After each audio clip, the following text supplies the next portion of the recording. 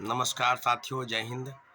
अभी हम बात करेंगे बिहार में शिक्षक बहाली के विषय पर और दो तीन खास विषय हैं जिसकी चर्चा होना लाजमी है। तीसरे फेज की बहाली की प्रक्रिया में 15 और 16 मार्च को यानी 2024 को जो 5-6 दिन के बाद परीक्षाएं होने वाली है, सभी पर आपको पता है कि 1 to 5 से लेकर 6 to 8 यानी यही दोनों परीक्षाएं जो 15 मार्च को आयोजित होने वाली है, इसकी तिथि घोषित हुई थी।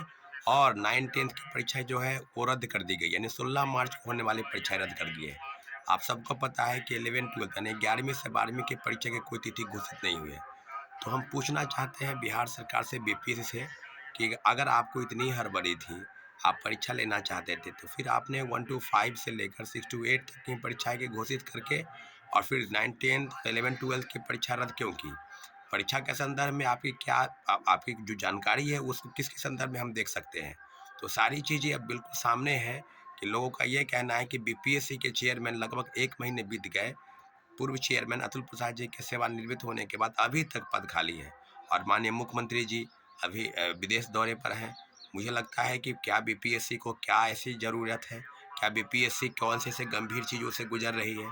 तो सारी चीज़ों पर अगर बात करेंगे तो इतना ज़रूर है कि शिक्षक बहाली के मुद्दे पर जिस प्रकार से हड़बड़ी दिखाई गई, सेकेंड फेज की बहाली और प्रथम फेज की बहाली यानी दूसरे फेज की बहाली और प्रथम फेज की बहाली, दोनों फेज में सीटेट फेल, एसटीटी फेल और कई फर्जी प्रमाण पत्र के आधार पर लोग बहाल हो गए और आज उनको बाहर किया जा रहा है। तो सप्लीमेंट्री रिजल्ट के नाम पर लगातार जो धोखा और षड्यंत्र किया गया, उसकी जिम्मेवारी कौन लेगा? लगातार भारतीय जनता पार्टी के नेता जो आज एनडीए गठबंधन में हैं और दोनों उप मुख्यमंत्री लगातार सुर्खियों में, लगातार सवाल सरकार से कर रहे थे जब वो विपक्ष में थे कि सप्लीमेंट्री रिजल्ट जारी होना चाहिए, सप्लीमेंट्री रिजल्ट जारी होगा। तो फिर आज कौन सी मजबूरी है कि आप सरकार में शामिल होने के बावजूद भी आप शिक्षक अभ्यर्थियों की समस्या का समाधान नहीं कर पा रहे हैं? और बीपीएससी जो बहाली प्रक्रिया निकाली है, उसको एक परीक्षा का घोषणा करने के बाद परीक्षा को रद्द करना, कहीं न कहीं मुझे लगता है कि सिर्फ औपचारिकता बाकी रह गई है और 15 मार्च को जो परीक्षा होने वाली है, मुझे लगता है कि वो भी किसी कारणवश जो है वो टाली जाएगी। तो इंतज़ार करना है कि बीपीएससी और शिक्षा विभाग सरकार के उन आदेशों का अगर पालन करने में असमर्थ है, तो वो असमर्थता कहाँ चली गई? आपको याद होगा कि सेकेंड फेज की बहाली में परीक्षा के होने के बाद मात्र 5 दिन के अंदर रिजल्ट का प्रकाशन किया गया। तो आज बीपीएससी से जो बहाली तीसरे फेज की भी निकली है, लगभग 87,000 पदों पर, उस पदों पर क्या हुआ?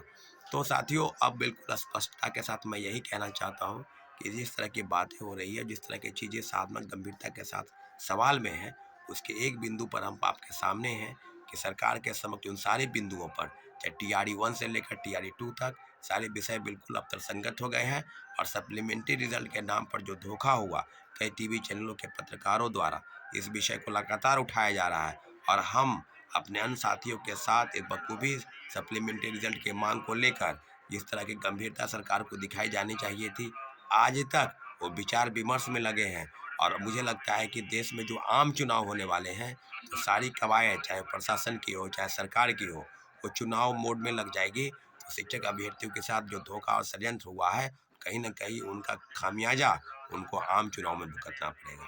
आने वाले समय में टीआरई 2 में जो पद खाली थे और लगभग 14,700 पदों पर सिर्फ मल्टीपल रिजल्ट को लेकर सप्लीमेंट्री रिजल्ट जारी करने चाहिए थे, परंतु बीपीएससी शिक्षा विभाग ने ये जारी करने की तरफ कदम बढ़ाए, फिर कदम आपने वापस ले लिए। मुझे लगता है कि बिहार सरकार को जल्द से जल्द सप्लीमेंट्री रिजल्ट जारी करने चाहिए और तीसरे फेज की बहाली की प्रक्रिया में सिर्फ एक परीक्षा 15 मार्च को आयोजित होने वाली है, उस परीक्षा के संदर्भ में क्या जानकारी है, क्या अपडेट है, उस पर भी पूरी तरह बखूबी आपको आगे आना चाहिए। निश्चित रूप से सप्लीमेंट्री रिजल्ट के लेकर जो याचिका दायर होने वाली है, उसके लिए भी हम जल्द से जल्द बैठक बुलाने वाले हैं। निश्चित रूप से हम अपनी बातों को विराम देते हैं और निश्चित रूप से शिक्षक अभ्यर्थियों के साथ हम पूरी तरह से खड़े हैं। धन्यवाद। जय हिंद।